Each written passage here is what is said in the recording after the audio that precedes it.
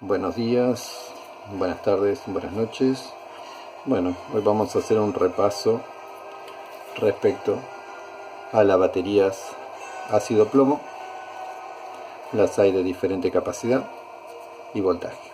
En este caso tenemos este modelo, es de 6 volt de 4,5 ampere hora y es una batería que tiene el electrolito absorbido. Recordemos, el electrolito es el líquido que tiene en su interior, que sirve en el proceso de electrólisis para hacer la carga y descarga de la misma, un proceso redox. Ahora bien, tenemos ácido diluido con agua, tiene que estar equilibrado. Si tenemos un exceso de agua, quizás vamos a tener menos energía, y si tenemos un exceso de ácido, por el contrario, vamos a tener mucha energía. Esa reacción también va a ser dañina con respecto a los metales que tenga en su interior. ¿Sí? Bien. Metales plomo. Generalmente las hay de otros modelos también, pero generalmente son de plomo, son económicas. Tiene una característica: esta batería han durado y perduran durante el tiempo por su alta tasa de densidad energética, sobre todo para vehículos de tracción pesada. Tiene mucha energía a la hora de mover o activar algún dispositivo de alto consumo. De todas formas, hoy estamos con otras tecnología en base a litio, lipo, por ejemplo, pero también hay algunas que trabajan sobre el límite, sobre ese tipo de reacción, y son peligrosas. Bien, esto no es tan peligroso, simplemente tenemos ácido y tenemos las placas de plomo. Si durante ese proceso de carga podemos tener una acumulación de hidrógeno, entonces si tenemos oxígeno y hidrógeno, el hidrógeno no es muy amigable con respecto a una llama, al fuego. Es decir, en un ambiente ventilado no va a pasar nada, pero si quisiéramos acumular ese hidrógeno y luego encenderlo, se va a encender fuego, va a tener su reacción, y si se acumula en un lugar muy amplio, se va a producir una explosión. Por eso es totalmente recomendable a la hora de realizar las cargas de las baterías en un lugar ventilado, por la acumulación de esos gases. Ahora bien, tenemos gases y tenemos vapores. Los gases son explosivos y los vapores son corrosivos. Es decir, que si tenemos un banco de batería en algún sistema solar y están dispuestas de tal forma ese banco de batería en un ambiente cerrado, esos vapores son nocivos y corroen lo que esté en cercanía al mismo. Bien, dijimos que en el común denominador llevan placas de plomo. Las hay también con otros metales, pero no es fácil encontrar una batería con platino. Sin embargo, sí la vamos a encontrar con plomo. Para obtener un diferencial de potencial, para que sean asimétricas en cuanto al proceso de carga y descarga, generalmente lo que se hace es, esto es una placa de plomo que proviene de un caño, y en el caso de la batería, obviamente que sería mucho más fino, otro tamaño, otra cosa, pero bueno, vamos a hacer a modo de ejemplo. Si tuviéramos del lado derecho la placa de plomo negativa, se dejaría tal cual está, y en el caso de la placa positiva se le aplicaría una combinación con óxido de hierro. De esta forma obtenemos un diferencial de potencial. Sabemos que las dos son de plomo, esta va a ser negativa, pero esta va a ser positiva porque tiene ese óxido de plomo. Posteriormente, un medio líquido, ácido diluido con agua, recordemos, si tenemos exceso de ácido, las placas van a durar una vida muy limitada. Si tenemos mucha agua, no va a proveer la suficiente energía.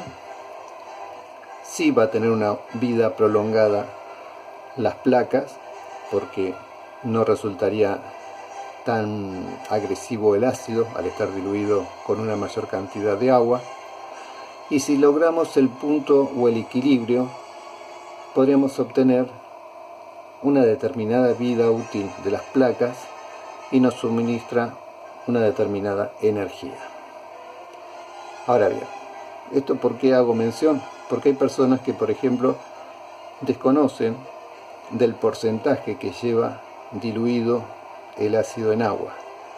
Entonces, si nos excedemos, lo que vamos a hacer es arruinar las placas. ¿Vamos a tener energía? Sí. ¿Cuánto nos va a durar? Muy poco tiempo. El tiempo que perdure en degradar los metales en el interior de la batería. De los últimos avances que tenemos es que tiene muy buen resultado sobre la placa negativa aplicar una cobertura de carbón activado. Es decir, que cuando vayamos a armar las baterías, las celdas, vamos a poner carbón activado en ambas caras, un separador y luego la placa positiva. Ahora bien, se recomienda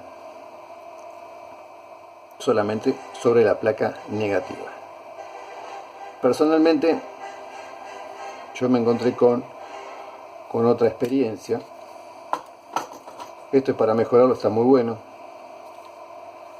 Por el otro lado también, al tener una cobertura de carbón activado, en cierta forma influye en la formación de las dendritas. Las dendritas son cristales, son minerales, sales, que tienen tendencia a unir una placa con la otra. Entonces, por eso es que lleva el separador. Hay veces que esas sales son tan agresivas y tan fuertes de que logran penetrar lo que es el separador, y una vez que hacen contacto con la otra placa no se produce la reacción química que nos pueda proveer energía. Es decir que si esta placa se une con esta otra, no va a suministrar energía, directamente se anula. Si yo la separo, habría energía, y si hubiera alguna sal o estas dendritas que se unen, que se juntaran, se pondría en cortocircuito y la placa no serviría. ¿Sí? Bien. Como experiencia personal, un ejemplo, yo trabajando con algunos metales, no es precisamente esto, simplemente es un simple comentario, pero a modo de ejemplo, la prueba consistía en, a ver si tengo,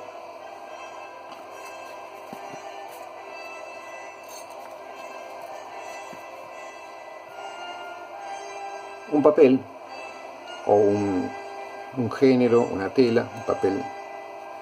Yo en mi caso usé un papel. Lo podemos trabajar con agua, lo podemos trabajar con ácidos, lo podemos trabajar de forma artesanal y casera, con vinagre, con ácido acético, con algún ácido de alguna fruta, limón, naranja, con lo que sea. Bueno, tenemos el medio, que es el papel humedecido, y tenemos dos metales. Ahora bien, este papel que está humedecido hace de puente entre estos dos metales.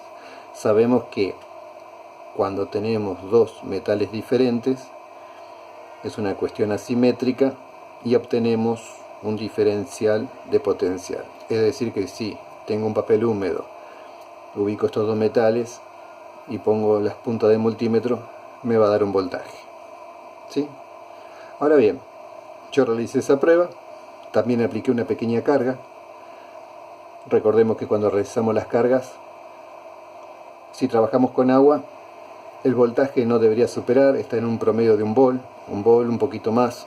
Tenemos que observar el tema si hay burbujas. Si tenemos burbuja, tenemos presencia de hidrógeno o algo está sucediendo. Si fuera una pila normal y tenemos presencia de burbuja, no está del todo bueno, porque si fuéramos a hacer una pila, esas burbujas, si está en un ambiente cerrado, va a provocar a que se desarme la pila. Es decir, que si no tenemos unas válvulas que pueda evacuar esos gases, lo más seguro es que se va a desarmar. Ahora bien, tenía dos metales diferentes sobre un papel en el cual luego apliqué una pequeña carga, aproximadamente un volt, y por debajo de los 40 mA. El amperaje está sujeto en este tipo de proceso de carga o descargas al tamaño o al volumen del material que estamos usando. Pero para este caso específico yo trabajé con un volt y 40 mA de recarga. Pasado un tiempo, probé con el multímetro a ver qué energía conservaba. Como resultado es que realmente dura muy poco. Pero es una prueba que había que hacer, así que el resultado fue muy poco. Posteriormente lo que hice fue aplicar sobre uno de los metales carbón. Voy a usar de ejemplo este papel. Apliqué sobre uno de los metales carbón. Volví a realizar la carga y noté de que efectivamente duraba más la carga. Por lo cual eso me incentivó también a colocar otra capa de carbón sobre la parte izquierda, sobre el otro metal. Entonces volví a medir, realicé la carga y me encontré de que el carbón es el que me mantenía la energía de carga. Mayor carbón, mayor duración. Finalmente, en esas pruebas de idas y vueltas, completé todo con carbón sobre las placas, sin ningún tipo de separador. Tiré carbón a granel arriba de las placas, realicé la recarga y se mantenía en el tiempo. Fue igual o superior a que si hubieran estado separadas. Entonces, en definitiva, ¿a qué quiero ir con esto? A que, si bien las recomendaciones están dadas para aplicar carbón activado sobre la placa de una batería química ácido plomo sobre placa negativa, yo en base a mi experiencia y yo sugiero que le pongan a las dos. Pero bueno, esto ya iremos trabajando más adelante. Tenemos que ver el tema de las placas. También tengo la idea de usar grafito para buscar esa simetría y para que soporte el ácido. A modo de ejemplo, es como tratar de ubicar una placa, un electrodo aquí de grafito. Esta va a ser la placa negativa y esta va a ser la positiva. Y trabajarlo también mediante el empleo de carbón activado. Con respecto al carbón activado tenemos varios. El mejor hasta ahora, el mejor que resulta, que tiene mejores propiedades, es el carbón activado de coco.